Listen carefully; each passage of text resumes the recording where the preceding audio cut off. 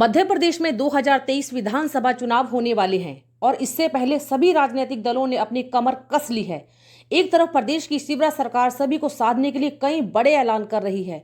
भगवान परशुराम की जयंती और अक्षय तृतीया के मौके पर मुख्यमंत्री शिवराज सिंह चौहान ने ब्राह्मणों के लिए कई बड़े ऐलान किए हैं। मुख्यमंत्री ने कहा कि हमारे धर्म और संस्कृति की रक्षा करने वाले ब्राह्मणों के लिए ब्राह्मण कल्याण बोर्ड का गठन किया जाएगा। गुफा मंदिर में परशुराम भवन बनेगा। मध्य प्रदेश में परशुराम धाम बनाया जाएगा। उन्होंने कहा कि परशुराम की शरण में सरकार महाकाल लोक की तर्ज पर जाना पाओ परशुराम जन्मस्थली पर परशुराम लोक बनाया जाएगा।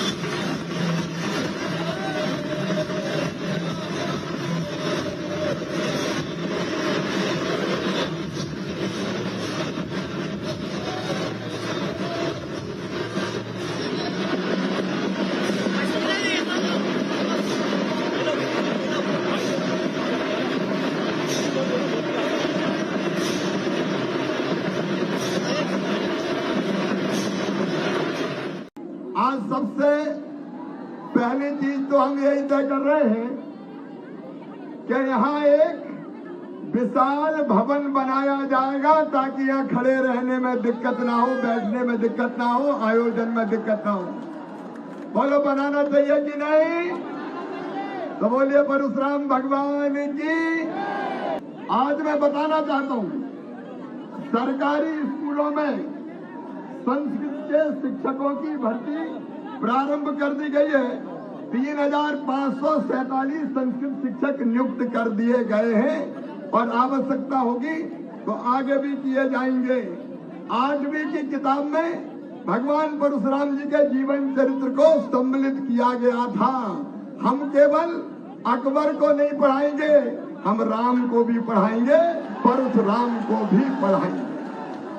इतिहास को सही ढंग से लिखने की कोशिश करेंगे। बोलो पढ़ाया जाना चाहिए कि नहीं? अरे जोर से बताओ, पढ़ाया जाना चाहिए कि नहीं? हमने ये भी तय किया था कि हमारे जितने पुजारी हैं मंदिरों के, उनको 5,000 रुपया भत्ता दिया जाएगा। वो भी पूरा हो गया है।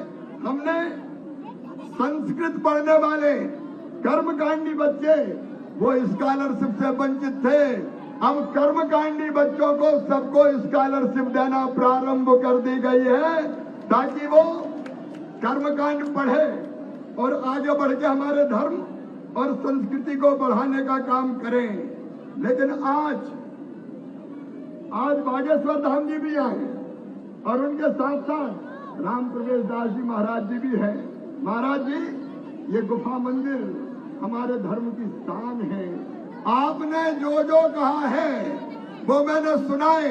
यहाँ भवन सहित, नाले के निर्माण सहित जो जो काम आपने कहे हैं सब पूरे किए जाएंगे।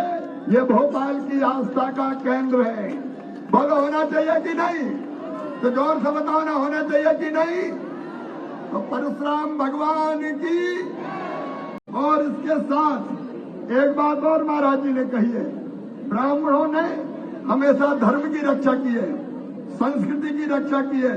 अगर आप देखेंगे तो हम सबको बहुत गर्व होता है ये कहते हुए कि ये ब्राह्मण है जो धर्म, अध्यात्म, ज्ञान, विज्ञान, योग, आयुर्वेद, परंपरा और संस्कृति, श्रुति और स्मृतियों के माध्यम से संरक्षित करने का काम करते हैं। उन्होंने यज्ञ, हवनों, शस्त्र शास्त्रों सबको सुरक्षित रखने का काम किया, संस्कृति की रक्षा करने का काम किया। ऐसे कितने विद्वान हैं। भाई वेद व्यास जी महाराज महाभारत लिखा, तुलसीदास जी रामायण लिखी, हर क्षेत्र में ऐसे विद्वान हैं। और इसलिए हमारी धर्म और संस्कृति के जो रक्षक हैं ब्राह्मण, उनके कल्याण के लिए ब्राह्मण कल्याण बोर्ड की स्थापना की जाएगी। मेरी लाडली बहना यहाँ बैठी है। मेरी बहनों, 10 जून से सबके खाते में 1000 रुपया आना शुरू हो जाएंगे। हमारी बहनें दुखी नहीं रहेंगी। और भांजो, जून के महीने से जो काम सीखेंगे, काम सीखने जाएंगे, उनको काम सीखने के बदले 8000 रुपया उनको भी भत्ता दिया जाएगा, ताकि काम सीखे और फिर आजीविका के निर्वाह के लिए आगे बढ़े। आज यहाँ से हम जाना पाव जा रहे हैं। भगवान परशुराम जी का जन्म हुआ था, वहाँ भव्य मंदिर का निर्माण हो रहा है। लेकिन आज जाना पाव में मैं विस्तार से बोलूंगा, लेकिन भगवान परशुराम जी का एक विशाल लोक परशुराम धाम का निर्माण किया जाएगा, ताकि भगवान परशुराम से हम सब प्रेरणा लें, अन्याय अत्याचार को खत्म करें और आगे बढ़े। इन्हीं शब्दों के साथ एक बार मेरे साथ बोलिए, भगवान परशुराम की। भगवान श्री कृष्ण ने गीता में कहा था, यदा यदा ही धर्मस्य ग्लानिर्भवति भारत अभ्युत्थानम धर्मस्य तदात्मानं सृजाम्यहम् परित्राणाय साधूनां विनाशाय च दुष्कृताम् धर्म संस्थापनार्थाय संभवामि युगे युगे। जब जब धर्म की हानि होगी, अधर्म बढ़ेगा, पाप बढ़ेगा, अनाचार बढ़ेगा, तब तब उसको समाप्त करने में इस धरती पर आऊंगा। और इसलिए भगवान विष्णु के 6वें अवतार भगवान परशुराम जी इस धरती पर आए, उनको प्रणाम और आप सबको शुभकामनाएं। अश्वस्थामा बलिर्व्यासो हनुमान विभीषण कृपा परशुरामश्च सप्तैते चिरजीवना। वो सदैव हमारे बीच में है, वो हम सब पर कृपा की वर्षा करें, आनंद की वर्षा करें।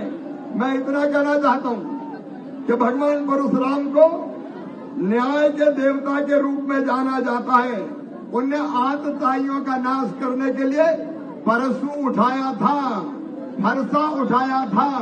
उनकी प्रेरणा से मध्य प्रदेश की धरती पर भी गुंडे हो, बदमाश हो, नक्सली हो, उनकी खैर नहीं है। मध्य प्रदेश की सरकार पूरी ताकत से उनके खिलाफ अभियान आज ही 2 नक्सलियों को मारा है। भगवान परशुराम ने समाज में समता और समानता लाने के लिए भूमि के समुचित आवंटन की पहल की थी और वंचितों को, गरीबों को जमीन उपलब्ध कराने के लिए फरसा समुद्र में फेंक के समुद्र को पीछे कर दिया था। हमारा भी उनकी कृपा से संकल्प है, मध्य प्रदेश में कोई गरीब जमीन के टुकड़े के बिना नहीं रहेगा। एक बार मैं फिर भगवान परशुराम जी के चरणों में प्रणाम करता हूँ।